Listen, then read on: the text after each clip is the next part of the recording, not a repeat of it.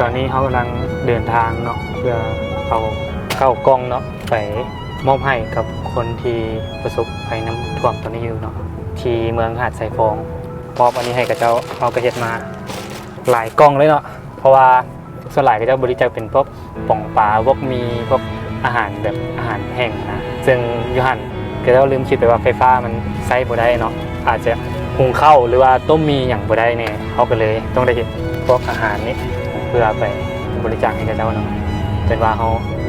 ต้องลุยสู้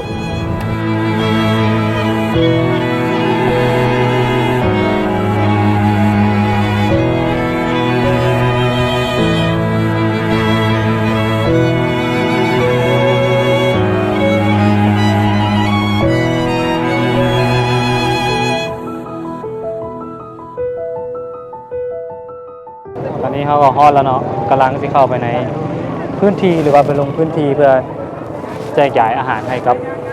ประชาชนแถวนี้มีอันนี้เสื้อซูซี่ปีกันหนึ่งไว้แม่เราตัวหนึ่ง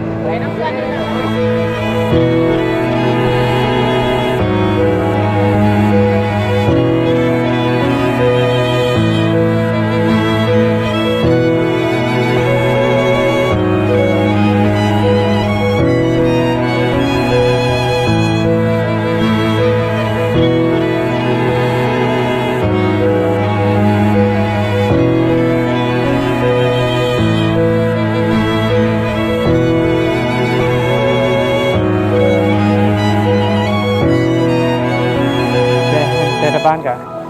น่าจะมีคนอยู่เนาะบางบ้านกะอาจจะได้รับการช่วยเหลือแล้วเล็กๆน้อยๆแต่ว่าเขาก็จะเข้าไปช่วยในพื้นที่ที่สามารถเข้าไปช่วยได้เนาะกันว่าเขาลุย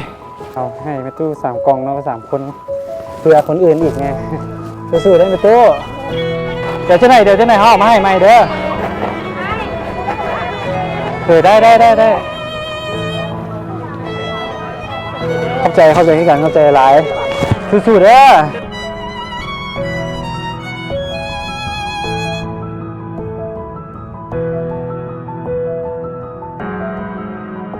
ตอนนี้ก็คือมันอาหารเขาหมดแล้วเนาะเขาก็เลยต้องได้กลับไปก่อนเขาเฮ็ดมาจำกัดเนาะอาหารเขาอาจจะบ่พอแต่ว่าเขาก็ช่วยได้เต็มที่เท่าที่เขาจะช่วยได้เดี๋ยวพวกเขายางลงกลับคืนจะได้หู้ไปก่อนเขาก็ล้างสิกลับไปที่รถเขาเนาะเพราะว่าอาหารเขามืดแล้วเห็ดมาบ่พอเดี๋ยวไว้มื้อหน้าเขามาเห็ดให้หลายกว่านี้โอเคดี